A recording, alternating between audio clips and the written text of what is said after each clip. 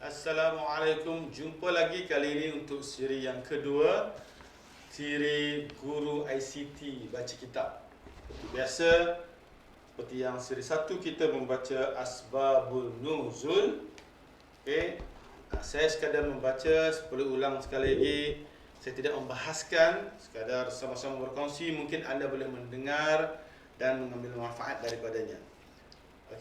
Sebelum bermula, seperti biasa, kempen untuk anda. Jika anda ingin berwakaf, maka saya sarankan anda untuk menerima sedikit harta yang anda ada atau wang ringgit yang anda ada untuk pembangunan surau intifaqiyah. Anda boleh nampak nombor di bawah ni ataupun di sebelah sini, sebelah sini.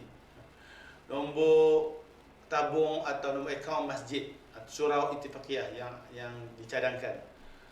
Dan seperti biasa juga, anda kalau belum mendaftar, belum register atau belum subscribe channel ini, subscribe sekarang, mungkin anda dapat memberi semangat sikit untuk saya. So, check it out.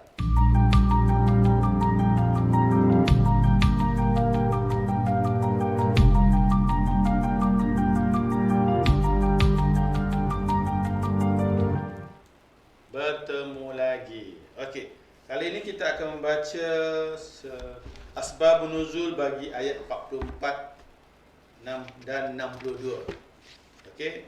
Jika anda tanya saya kenapa lompat-lompat, saya tak pasti kenapa dia susun begitu. Di sini seterusnya, selepas dari siri 1 kita telah sampai ke ayat 44. Ayat yang lain mungkin di muka surat lain, saya tak pasti. Mungkin disusunkan mengikut urutan cerita, itu pun saya tak pasti. Ayat 44 berbunyi, seperti biasa, saya nak beritahu juga kepada anda, ustaz-ustazah, para ilmuwan, guru-guru agama, terutamanya guru-guru Al-Quran, kalau anda rasa bacaan saya salah, sebutan yang tidak tepat, mungkin anda boleh anda boleh komen ataupun memberi sedikit carangan di bawah video ini. So saya minta maaf jika bacaan saya tidak sesempurna mana. Bismillahirrahmanirrahim. Ayat 44 surah Al-Baqarah.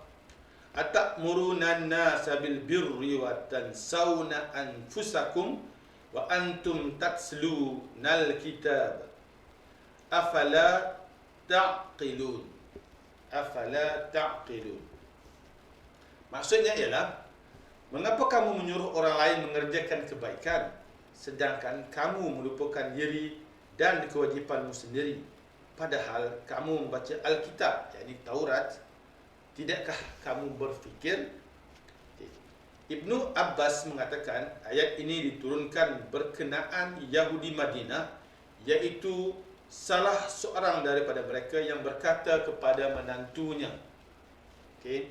sanak keluarganya, dan kepada mereka yang mempunyai ikatan melalui susuan daripada orang Islam,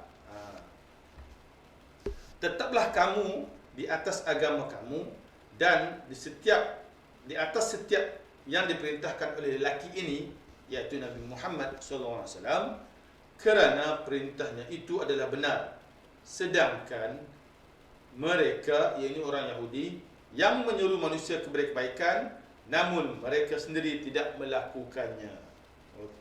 Maksudnya, intisarinya, ini direkod daripada Imam Al-Wahidi dalam Asbabun Nuzul halaman 22. Maksudnya di sini, mereka mengatakan, mereka memberi nasihat kepada orang-orang Islam ataupun orang-orang yang adik-beradik saudara mara mereka, kenapa supaya berbuat baik, supaya patuh kepada ajaran Nabi Muhammad, tetapi mereka sendiri, orang-orang Yahudi, tak buat apa seperti yang mereka cakap. Macam cakap tak serupa bikinlah kot, kan. So disebabkan itu ayat ini turun, ayat 44 surah Al-Baqarah. Terusnya ayat 62. Ayat 62, innal ladzina amanu wal ladzina hadu wan nasara was-sabiina man amana billah wal yaumil akhir wa amila salihan falahum ajruhum 'inda rabbihim wala khaufun 'alaihim wala hum yahzanun. Ayat 62 surah Al-Baqarah. Maksud ayat ini ialah sesungguhnya orang mukmin, orang Yahudi, orang Nasrani dan orang Sabi'in, iaitu orang yang mengikut syariat Nabi-Nabi zaman dahulu ataupun orang yang menyembah bintang atau dewa-dewa, sesiapa sahaja di antara mereka yang benar-benar beriman kepada Allah Subhanahu wa taala, hari kemudian dan beramal soleh, mereka akan menerima pahala daripada Tuhan mereka. Tidak ada kebimbangan kepada mereka dan tidak pula mereka bersedih hati. Mujahid berkata mengenai ayat ini, Salman Al-Farisi bertanya kepada Rasulullah SAW tentang orang Nasrani. Orang Nasrani, orang-orang Salman Al-Farisi lah. Dan perkara yang mereka lakukan. Beliau berkata, mereka mati bukan dalam Islam. Itu yang dijawab. Salman berkata, seakan-akan dunia menjadi gelap bagiku. Lalu aku menyebutkan mujahadah dan usaha gigih yang mereka lakukan. Lalu ayat ini turun. Beliau memanggil Salman, baginda memanggil Salman dan berkata, ayat ini diturunkan kepada sahabat-sahabat kamu. Kemudian Rasulullah bersabda lagi, Man mata ala dini Isa wa mata ala al-islami qabla an yasma'a bi fahuwa ala khairi wa man sami'a bil yaumi wa lam yu'minu bi faqad halaka. Ni yang ni hadis. Okey.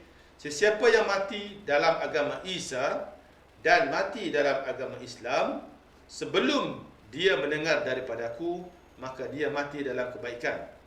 Manakala sesiapa yang mendengar daripadaku hari ini, namun dia tidak beriman kepadaku, maka dia akan binasa. So saya nak tanya, sebelum itu kita baca sikit kan. As-Saudi mengatakan ayat ini, iaitu alat innal ladzi tadi, diturunkan kepada sahabat-sahabat Salman Al-Farisi ketika beliau berjumpa dengan Rasulullah dan memberitahu ibadah serta usaha-usaha murni yang mereka perbuat dengan mengatakan, wahai Rasulullah, mereka adalah orang yang melakukan solat, berpuasa, beriman kepadamu dan bersaksi engkau di atas sebagai Nabi. Ketika Salman selesai memuji mereka, Rasulullah bersabda, wahai Salman, mereka adalah penghuni neraka. Lalu Allah Subhanahu Wa Taala menurunkan ayat ini dan beliau membaca ayat ini sehingga ayat akhir tadi. Okey. So, berbalik pada hadis Nabi tadi yang berbunyi, yang bermaksud bahawa sesiapa yang mati dalam agama Isa, agama Islam, maka mereka adalah orang-orang yang beriman. Tetapi sesiapa yang mati, yang mendengar sabda atau mendengar ajaran Nabi ini tetapi menolak dan mati, maka dia kira tidak beriman. So saya mungkin tertanya-tanya, anda mungkin boleh membantu untuk kefahaman orang lain. Maknanya setelah kelahiran Nabi Muhammad sallallahu alaihi wasallam, tak sepatutnya ada lagi orang yang mengamalkan Alkitab. Sebab Nabi kata tadi, saya baca sekali lagi ya. Sesiapa yang mati dalam agama Isa dan mati dalam agama Islam sebelum dia mendengar daripadaku, maka dia mati dalam kebaikan. Maknanya sebelum kelahiran Nabi, sebelum Nabi mengajak kepada Islam, sesiapa yang mati ketika itu, yang mati dalam kebaikan, yang berbuat baik, yang mengikut agama-agama yang diturunkan oleh Nabi-Nabi sebelum Nabi Muhammad, maka dia okey, mati dalam kebaikan.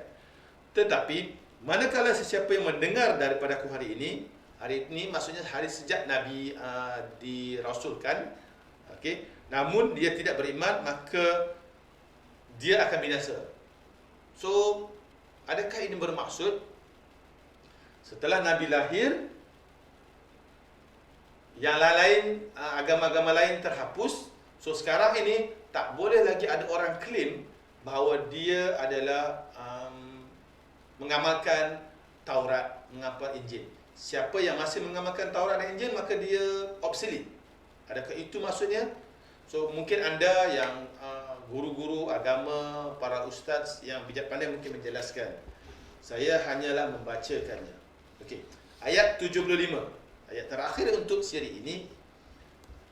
afatatma'una an yu'minu lakum wa qad kana fariqum minhum yasma'una kalam Allah thumma yuharrifunahu min ba'di ma aqaluhu wa hum ya'lamun.